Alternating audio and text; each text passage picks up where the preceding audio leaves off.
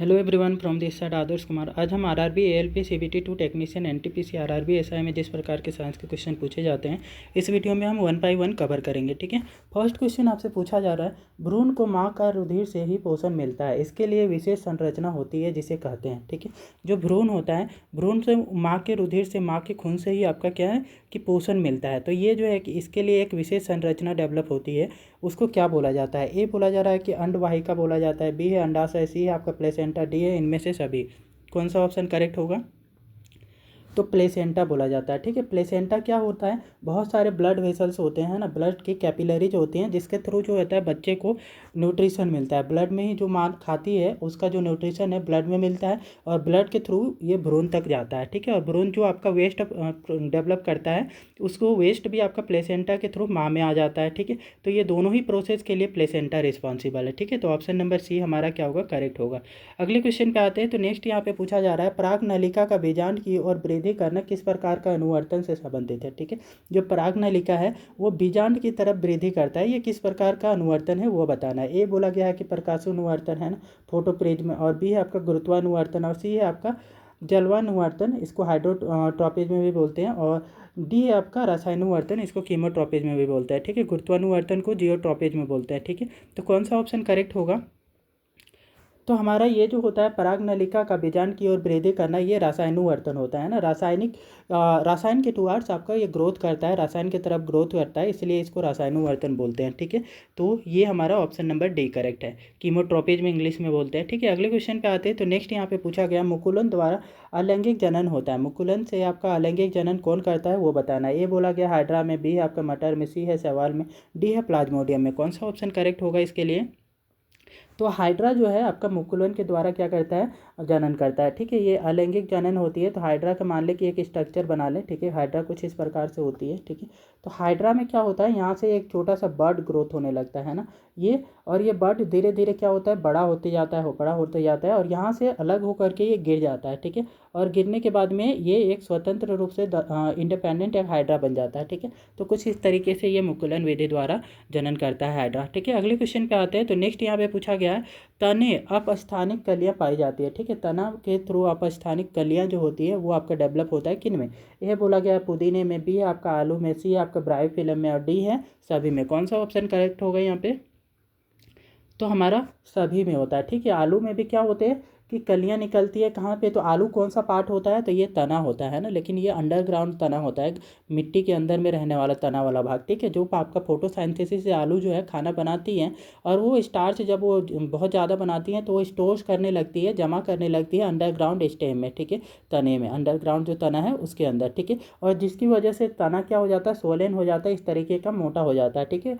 और इसी में यही वाला जो पार्ट है, इसी के थ्रू क्या होता है, बड, यहाँ सॉरी बड बोलते हैं, इससे ही आपका कलियां निकलती है। आलू में से देखेंगे कि छोटे छोटे ये क्या होते हैं, कलियां होते हैं। ये आपको लगा देने से, मतलब कि ज़मीन के अंदर रख देने से, यहाँ से आपका ये पत्ते वाले भाग निकल जाते हैं और यहीं से रूट निकलने लगता है। ठीक है। इस तरीके से आपका जो आलू से भी जनन होता है, इसी टाइप से पुदीने में भी तने वाले भाग से होता है। ब्रायोफिलम में पत्तियों का जो पत्तियाँ का जो होता है भाग, वहाँ से आपका निकल जाता है नए नए आपके प्लांट। ठीक है। तो ये आपके सारे के सारे आपके ऑप्शन नंबर डी सही होगा। ठीक है। तो ब्रायोफिलम भी आपका पत्तियाँ बोल लो या तना वाला भाग से। ठीक है। तो इससे आपके नए प्लांट निकल जाते हैं। ठीक है। तो ऑप्शन नंबर डी हमारा क्या होगा? करेक्ट होगा। अगले क्वेश्चन पे आते हैं। तो नेक्स्ट यहाँ पे पूछा गया है कि आँख की पुतली किस प्रकार कार्य करती है। आँख की जो पुतली है वो किस प्रकार से कार्य करती है वो बताना है। एक बोला गया है आपका दृक तंत्रिका की भांति, बी है आपका पुतली की भांति, सी है आपका परितारिका की भांति, और डी है परिवर्ती द्वारक की भांति। कौन सा ऑप्शन करेक्ट होगा यहाँ पे? तो आँख की पुतली जो होता है ये परिवर्ती द्वारक की भांति आपका कार्य करता है। मतलब कितना ज़्यादा लाइट को हमारे आई लेंस में जाने देना है, उसको कंट्रोल कौन करता है? तो ये पुपिल का साइज कंट्रोल करता है। पुपिल जितना ज़्यादा आपका क्या होगा, बड़ा होगा, उतना ज़्यादा लाइट आप में इसमें इंटर कर पाएगा आई लेंस में। ठीक है। तो ये उसके बेसिस पे आपका पुपिल का साइज, आइरिस इसको क्या करता है, पुपिल का साइज को बड़ा और छोटा करते रहता है ना। तो पुतली कैसा काम करती है? ये परिवर्ती द्वारक की भांति काम करती है। ठीक है। तो ऑप्शन नंबर डी करेक्ट होगा। अगले क्वेश्चन पे आते हैं। तो नेक्स्ट यहाँ पे पूछा गया, पुतली का साइज को नियंत्रित करने वाला गहरा पेशी डायफ्रेम क्या कहलाता है? ठीक है। ए बोला गया है परितारिका, बी है अभिनेत्र लेंस, सी है नेत्र पटल, और डी है रेटिना। कौन सा ऑप्शन करेक्ट होगा? तो पुतली का साइज को कौन कंट्रोल करता है? पुतली को ही आपका पुपिल बोलते हैं, है ना। तो पुपिल को कौन कंट्रोल करता है? तो आइरिस कंट्रोल करता है ना। आइरिस को परितारिका बोलते हैं, ठीक है। आइरिस ही होता है कि आपका क्या करता है, ये आँखों का कलर जो है कि कैसा है, आपका भूरे कलर का है, ब्लैक कलर का आँखें हैं, तो वो कौन डिसाइड करता है? ये परितारिका ही डिसाइड करती है, मतलब आइरिस ही डिसाइड करता है, ठीक है। इंग्लिश में इसको आइरिस बोलते हैं, ठीक है। और तो ये पुतली के साइज को भी कंट्रोल करता है, तो ये कौन सा ऑप्शन करेक्ट हो जाएगा? तो परितारिका, ऑप्शन नंबर ए करेक्ट होगा, ठीक है। पुतली का साइज परितारिका द्वारा कंट्रोल की जाती है ना। ये आपका कैसी होती है? तो ये आपका पेश या डायफ्रेम में होती हैं, ये ज़्यादा आपका क्लोज आ जाती हैं। तो जैसे मान लूँ मैं कि ये आई लेंस है, आई लेंस के आगे में क्या रहती हैं? परितारिका होती हैं, ठीक है। ये परितारिका और बीच में जो गैप है, ये गैप को आपका पुतली बोला जाता है ना। ये आपका क्या है? पुपिल बोला जाता है इसी को, ठीक है। तो पुपिल ये है आपका, ठीक है। और इसकी साइज़ को कौन कंट्रोल करता है? तो ये दोनों साइड में जो आइरिस है, ठीक है, ये दोनों, ये इसको कंट्रोल करते हैं, ठीक है, कि कितना हमारा लेंस में यहाँ पे लाइट जाना चाहिए, ठीक है। अंदर वाला ये लेंस है, ठीक है, ये आपके क्या है, ये दोनों ही आपके आइरिस हैं, ठीक है। तो पुपिल का साइज को ये कंट्रोल करते हैं इस प्रकार से। और अगले क्वेश्चन पे आते हैं। तो नेक्स्ट यहाँ पे पूछा जा रहा है, मानव मादा में अंडाणु निषेचन होता है, ठीक है। मानव मादा में जो है अंडाणु का निषेचन कहाँ पे होता है? ए बोला गया गर्भाशय में, बी है अंडाशय में, सी है योनि में, डी है आपका फैलोपियन नलिका में। कौन सा ऑप्शन करेक्ट होगा इसके लिए? तो मानव मादा में जो है अंडाणु का निषेचन आपका फैलोपियन नलिका में होती है ना। मतलब कि जो है कि अंडा जो है और जो स्पर्म है वहाँ आपका फर्टिलाइजेशन कहाँ होती है? फैलोपियन ट्यूब में होती है, ठीक है। अगले क्वेश्चन पे आते हैं। तो नेक्स्ट यहाँ पे पूछा जा रहा है आपसे, शुक्राणु का निर्माण होता है, ठीक है। शुक्राणु का निर्माण कहाँ पे होता है? ठीक है, ये तो पहले चीज़ की, ये कहाँ होता है? मादा में होती है या पुरुष में होता है, ठीक है। ये बोला गया वृषण में, बी आपका गर्भाशय में, सी है अंडाशय में, डी है इनमें से सभी। कौन सा ऑप्शन करेक्ट होगा? तो ये आपका शुक्राणु का निर्माण तो पुरुषों में होता है, पुरुषों में कहाँ पे? तो वृषण में, ठीक है। ऑप्शन नंबर ए करेक्ट होगा, ठीक है। अगले क्वेश्चन पे आते हैं। तो नेक्स्ट यहाँ पे पूछा गया है आपसे कि मानव जनन अंग के किस आयु में परिपक्व एवं क्रियाशील होते हैं, ठीक है। मानव जनन अंग है, किस आयु में ये परिपक्व होते हैं और क्रियाशील होते हैं वो बताना है। ए बोला गया 12 की एज में, आपका बी है आपका 18 की एज में, सी है 24 की एज में, डी है आपका 30 की एज में। कौन सा ऑप्शन करेक्ट होगा?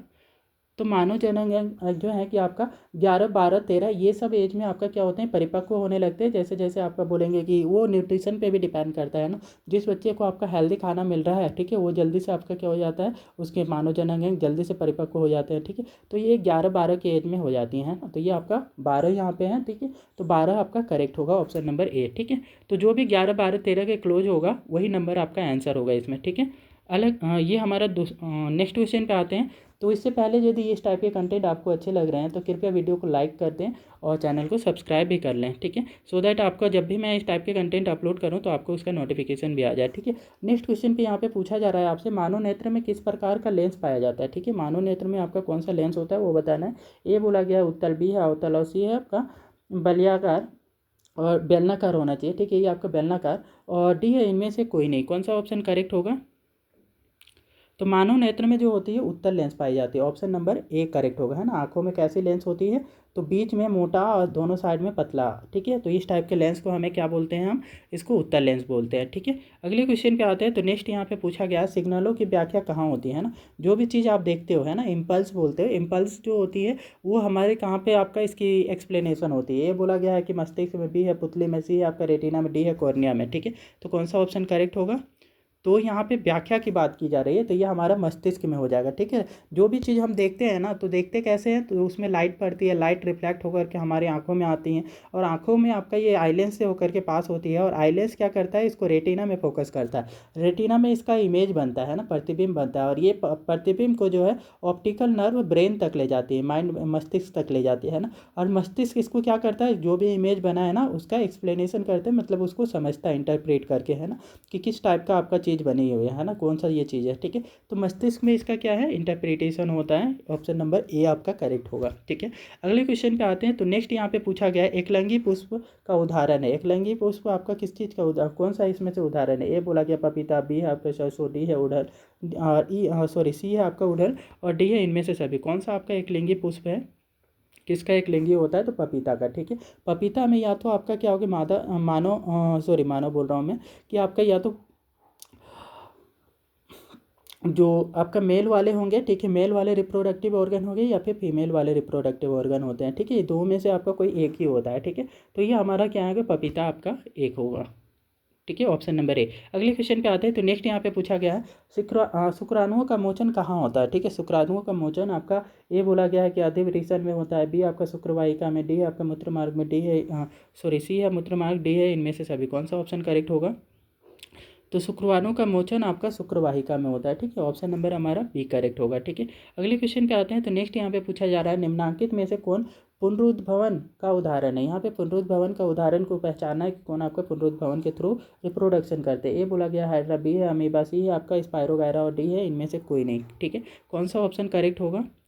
तो यहाँ पे हाइड्रा करेक्ट होगा। ठीक है, पुनरुद्भवन का कौन सा उदाहरण है। तो आपका ये हाइड्रा होता है। हाइड्रा में होता क्या है कि आपका जो मान लो कि ये हाइड्रा है, हाइड्रा का कोई सा आपका पार्ट टूट जाता है। ठीक है, मान लो कि ये बीच में से ऐसे 2-3 पार्ट में टूट जाते हैं, तो टूटा हुआ भाग से फिर से क्या है कि रीजनरेटिव सेल इसमें होते हैं, तो ये फिर से आपका जनरेट होकर के पूरा का पूरा हाइड्रा बन जाता है। ठीक है, तो कुछ इस टाइप की प्रॉपर्टी आपकी पाई जाती है हाइड्रा में। तो ऑप्शन नंबर हमारा क्या होगा, ए करेक्ट होगा इसके लिए। अगले क्वेश्चन पे आते हैं। तो नेक्स्ट यहाँ पे पूछा गया है आपसे कॉर्निया के पीछे एक संरचना होती है, उसे क्या कहते हैं। ठीक है, कॉर्निया के पीछे जो संरचना है उसको क्या कहते हैं। ए बोला गया पुतली कहते हैं, बी है आपका नेत्र पटल कहते हैं, सी है रेटिना कहते हैं, डी है परितारिका कहते हैं। कौन सा ऑप्शन करेक्ट होगा।